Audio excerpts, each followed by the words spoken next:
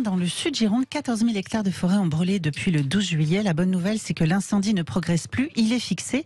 Mais il va falloir surveiller la zone pendant très longtemps, comme à Ostens, car le sol est composé de lignite. C'est une sorte de charbon fossilisé qui peut se consumer sous la terre pendant des mois, voire des années. Pour en parler, on reçoit Jean-Louis Dartiaille, maire d'Ostens. Bonjour, monsieur le maire. Bonjour. Bonjour monsieur le maire, merci d'être avec nous ce matin sur Sud Radio. Alors on va revenir dans un instant sur ce charbon fossilisé qui inquiète beaucoup. Mais d'abord quelques mots sur vos administrés. Le feu étant fixé, ils ont tous pu retrouver, ça y est, leur domicile. Oui, enfin, je suppose qu'ils sont tous rentrés.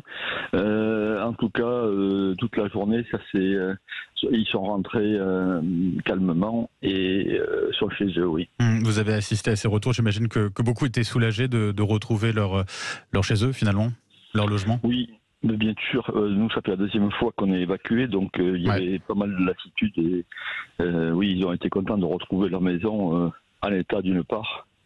Et voilà. Parce que l'ensemble des maisons ont pu être protégées par les pompiers. Il n'y a pas de dégâts à ce niveau-là ? Il n'y a pas de dégâts. Il y a quelques granges de brûlées. Ils ont préféré sauver la maison que la grange. Donc voilà, c'est déjà une bonne chose. Bien sûr. Le fait est donc fixé ce matin, monsieur le maire, mais ce qui vous inquiète, c'est la présence, on en parlait à l'instant avec Marilyn, de lignite dans le sous-sol d'Ostens. Déjà, qu'est-ce que c'est que ce lignite, comme on parlait, Marilyn ?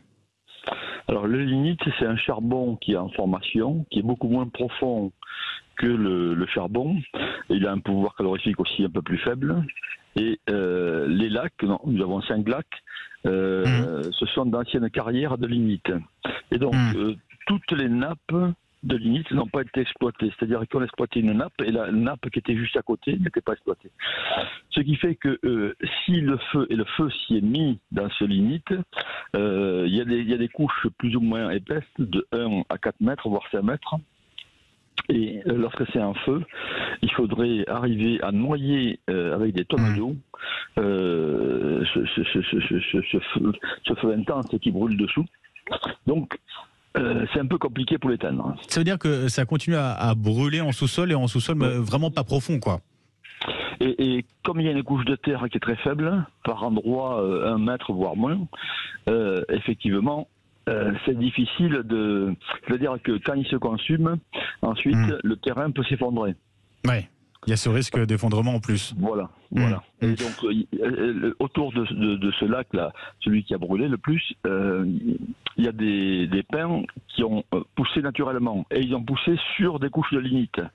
Donc, quand c'est en feu, ça brûle le système racinaire et les pins tombent sans prévenir. En plus, effectivement, donc il y a ce double risque avec ces lignettes.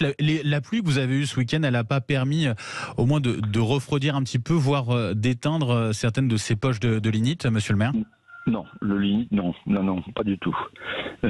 C'est-à-dire que là, on est vraiment sur cette question-là des lignites. Ça veut dire qu'on est sur du temps long pour véritablement, si je vous comprends bien, pour les éteindre véritablement. Exactement. Le lignite peut durer pendant des années. Il arrive à se consumer doucement et ça peut brûler. On a vu des nappes qui brûlaient pendant 10 ans. C'est énorme.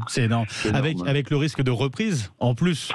Alors bien évidemment, lorsqu'il y a des résurgences de lignite vers le sol, ça peut reprendre très facilement.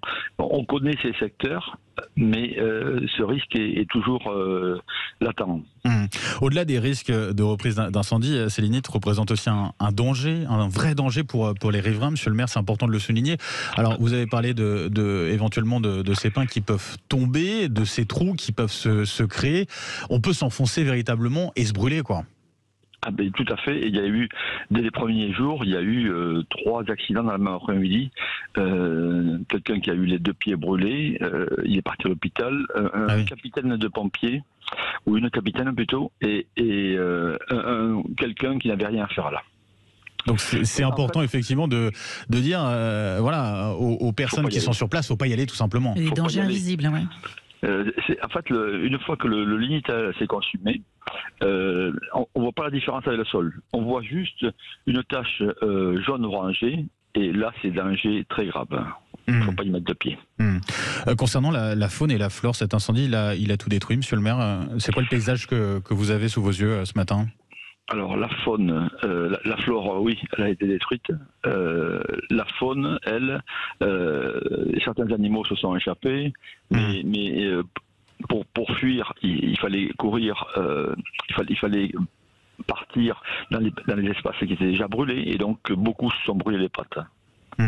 En particulier chevreuils, écureuils, des choses comme ça. Ouais, bien sûr, ça va faire des dégâts, et ça a déjà fait donc des dégâts énormes à ce niveau-là aussi. Oui. Monsieur le maire, c'est sans doute un peu tôt pour en parler, mais est-ce qu'on a déjà une idée de l'origine de cet incendie ? L'enquête, déjà, est-ce qu'elle a pu débuter véritablement ? Alors, sur le deuxième départ, donc, effectivement, moi j'étais sur les lieux très très tôt, et je peux vous dire qu'à l'endroit où ça a pris, il était très difficile que ce soit. Il y avait tout ce qui avait brûlé était éteint. Il n'y avait pas un fumerole, il n'y avait rien. Donc le démarrage, à mon avis, il est criminel. L'enquête le dira, mais voilà. Pour vous, il n'y a pas de doute, quoi. Il n'y a pas de doute. Pour moi, il n'y a pas de doute, non. Vous attendez justement qu'on aille jusqu'au bout, parce que ça avait déjà été le cas sur le premier ou sur le premier incendie, où on avait des pistes criminelles, ça commence à faire beaucoup quand même. Là. Tout à fait. Mais on a si c'est le cas. Ah oui, parce qu'on a eu plusieurs reprises, et quand le feu part à 3 endroits différents, bien évidemment, on ne peut que constater que c'est un incendie criminel, c'est sûr. Donc tout au long de ces reprises, nous avons eu ce genre de constat. Monsieur le maire, pour conclure, vous avez un message à faire passer ce matin à vos administrés, aux pompiers aussi qui vous écoutent ? Alors le message, c'est pour les administrés, c'est d'éviter de trop circuler, parce qu'ils risquent de gêner. Nous avons encore énormément de camions pompiers sur la commune. Il ne faut pas les gêner. Et quand vous les voyez arriver sur les routes, eh bien, il faut se ranger sur le côté. Donc voilà, il faut être très vigilant. Bien sûr. D'autre part, les pompiers, eh bien, j'ai pas de message particulier à leur passer. Ils connaissent leur travail, bien sûr. Mais bon, merci encore, parce qu'ils font un travail formidable, jour et nuit. Clairement. Jean-Louis Dartiaille, un grand merci d'avoir été avec nous ce matin sur Sud Radio, maire d'Ostens, donc en Gironde. Bon courage bien sûr à vous, à vos administrés et aux pompiers qui continuent de travailler, de lutter bien sûr sur place. Merci à vous. Bon courage. À vous, au revoir.